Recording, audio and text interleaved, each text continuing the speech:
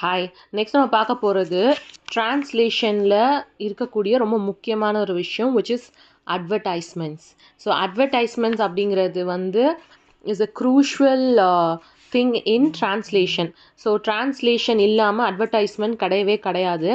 எல்லா நம்ம யூஸ் பண்ணுற எல்லாமே வந்து நம்ம இருக்கக்கூடிய ஏரியாஸில் இருந்து வரக்கூடிய ப்ராடக்ட்ஸ் கிடையாது. அப்படி வந்து இப்போ நான் தமிழ்நாட்டில் இருக்கக்கூடிய ப்ராடக்ட்ஸ் தான் நான் யூஸ் பண்ணுறேன் அப்படின்னா கூட அதை வந்து ஒரு ப்ராப்பரான வேர்ட் யூசேஜில் எடுத்துகிட்டு போய் தான் ஒரு குரூப் ஆஃப் ஆடியன்ஸ்க்கு வந்து அட்வர்டைஸ் பண்ண முடியும். So advertisement is a very important thing in industry.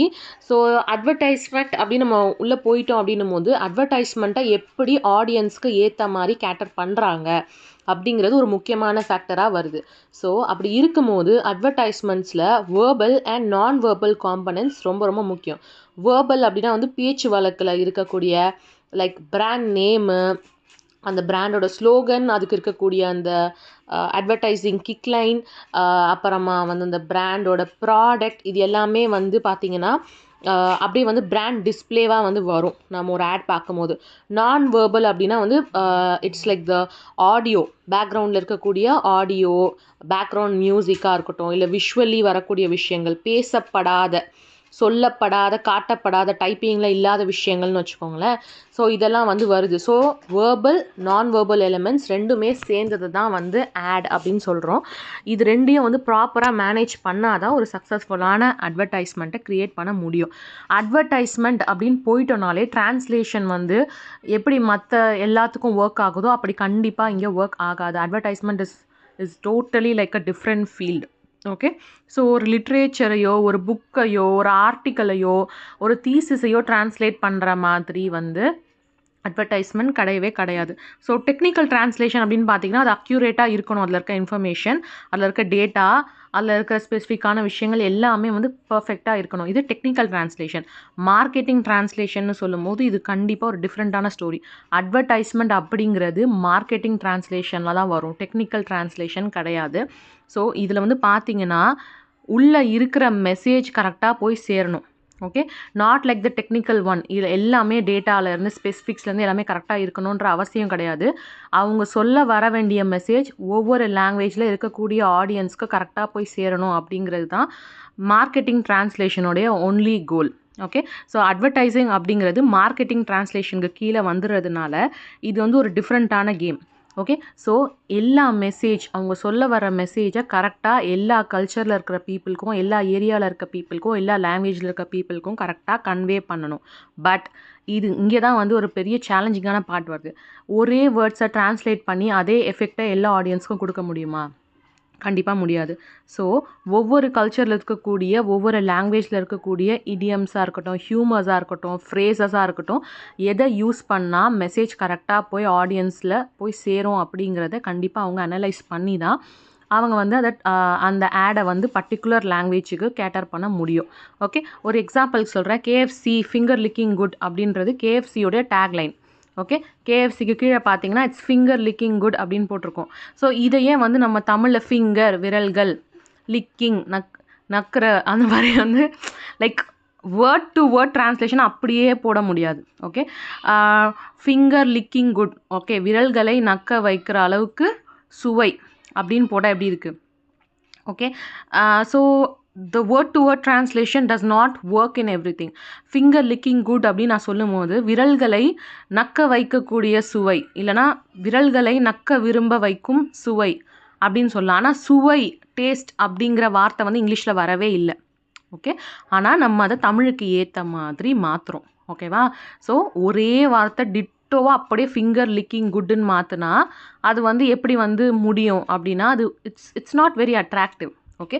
So அப்போ வந்து தமிழ் ஆடியன்ஸ்க்கு ஏற்ற மாதிரி அதை மாற்றணும். ஓகேவா? அதே மாதிரி ஹிந்தி ஆடியன்ஸ்க்கு ஏற்ற மாதிரி அவங்களுக்கு மாற்றணும். அந்த மாதிரி வந்து அந்த பிராண்டோட வேல்யூவை வந்து கொண்டு போய் சேர்க்கறதுக்கான எக்ஸாக்டான வேர்ட்ஸை நம்ம யூஸ் பண்ணணும். இதுதான் மார்க்கெட்டிங் டிரான்ஸ்லேஷன். மார்க்கெட்டிங் டிரான்ஸ்லேஷனுக்கு கீழே தான் நம்ம அட்வர்டைஸ்மெண்ட்ஸ் பார்க்க போகிறோம். ஸோ அட்வர்டைஸிங் அப்படிங்கிறது ஒரு பிளெயின் டிரான்ஸ்லேஷன் கிடையாது.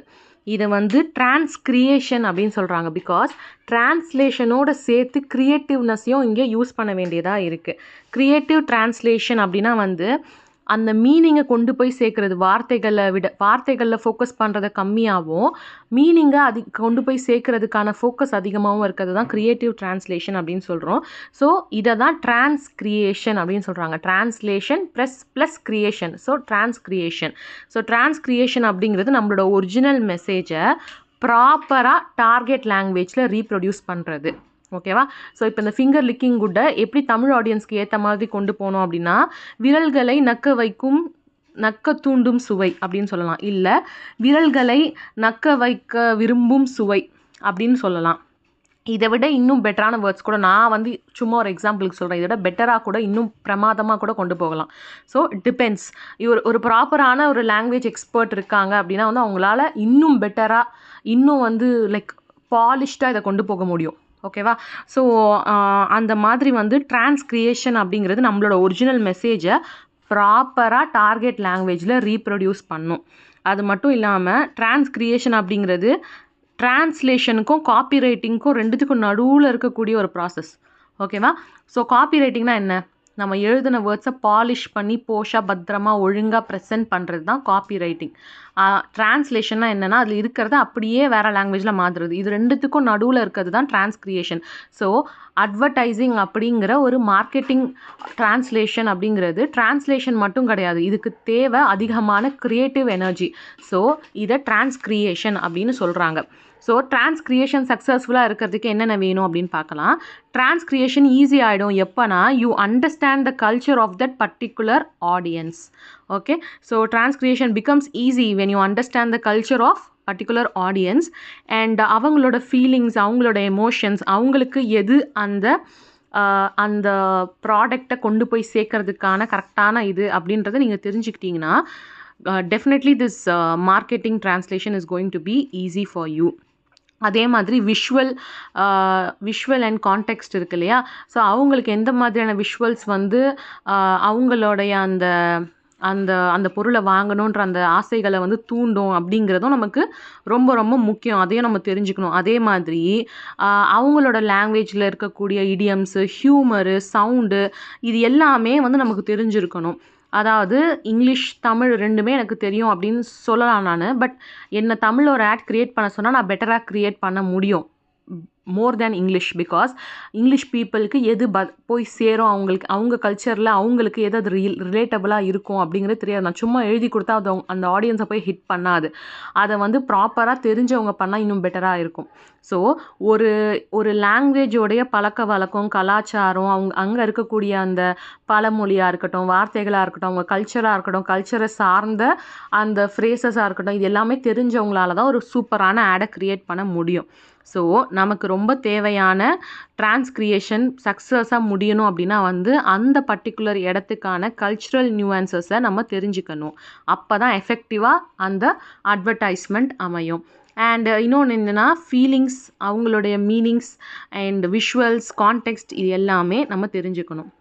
ஓகே, அண்ட் இன்னொரு எக்ஸாம்பிள் உங்களுக்கு கொடுக்குறேன். Okay, the coffee will like have this coffee, this will wake you better than an alarm. ஒரு காஃபி விளம்பரம். Okay, this coffee will wake you better than an அலாம்.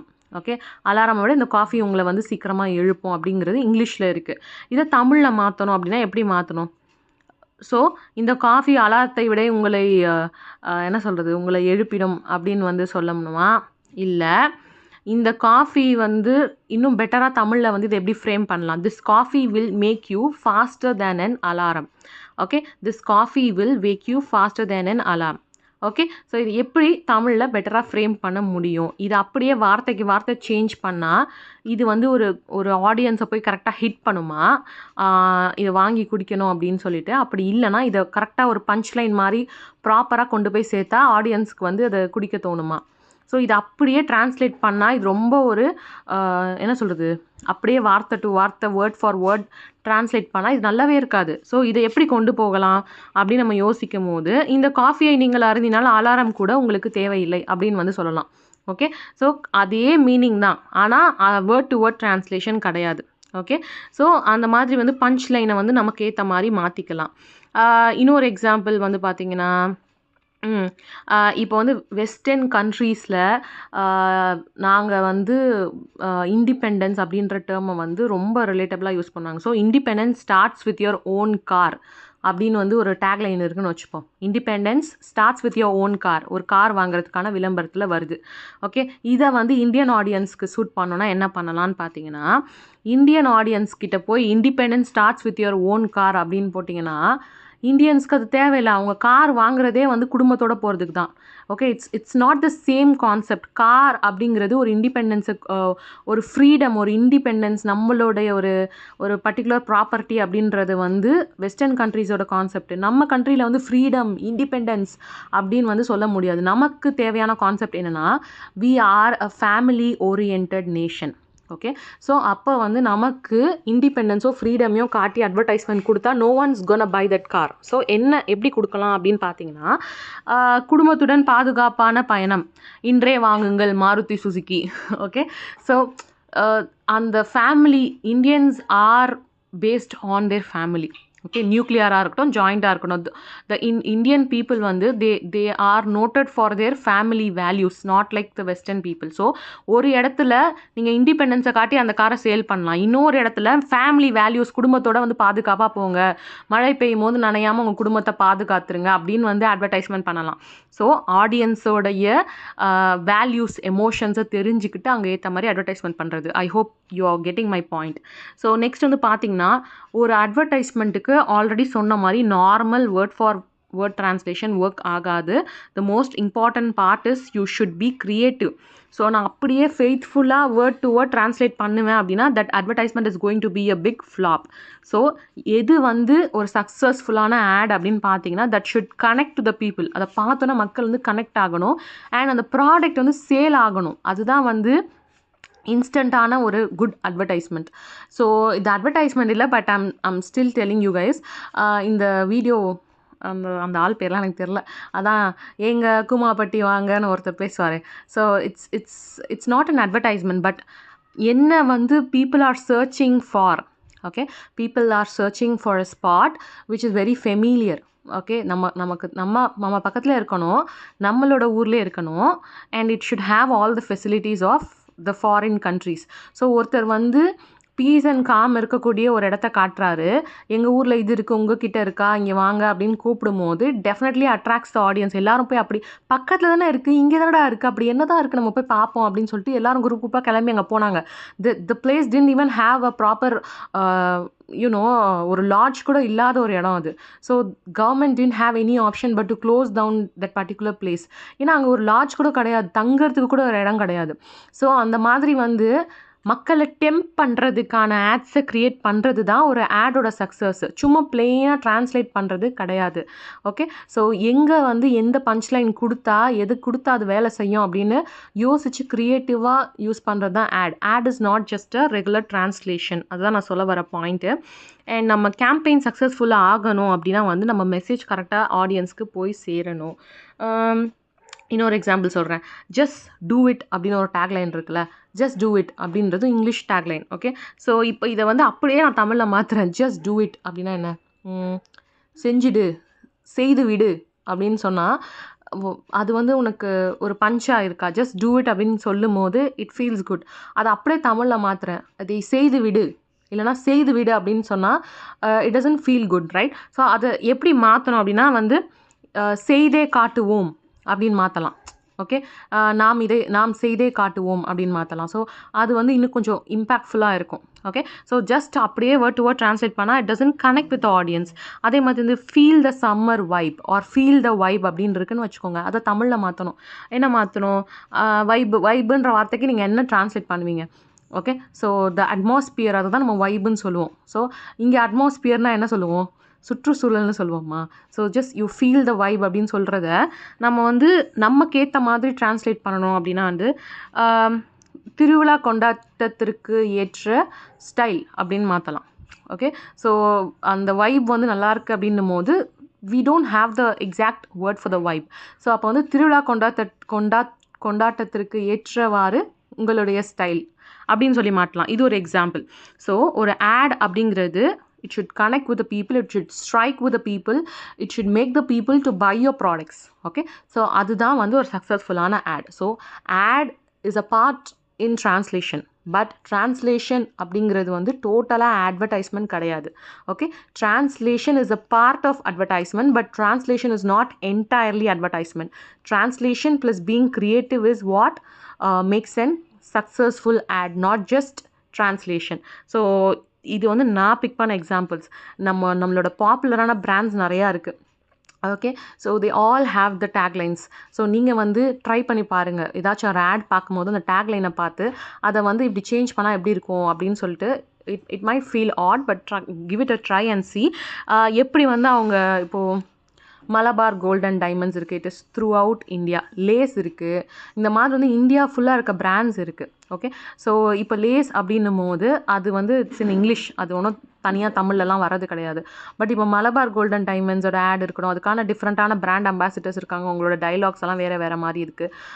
குர்குரேவாக இருக்கட்டும், okay, Kurkure, அப்புறமா அது என்ன அந்த ஜீரா பிஸ்கெட் ஒன்று வருமே, பார்லி ஜி என்றால் ஜீனியஸ் அப்படி வரும்ல, அந்த மாதிரி வந்து எல்லாத்துக்கும் ஒரு டேக்லைன் இருக்கும். நீங்கள் டிவி பார்க்கும்போது நோட் பண்ணுங்கள். ஸோ எல்லாத்துலேயுமே வெவ்வேறு லாங்குவேஜில் இருக்கக்கூடிய taglines it differs in some ads.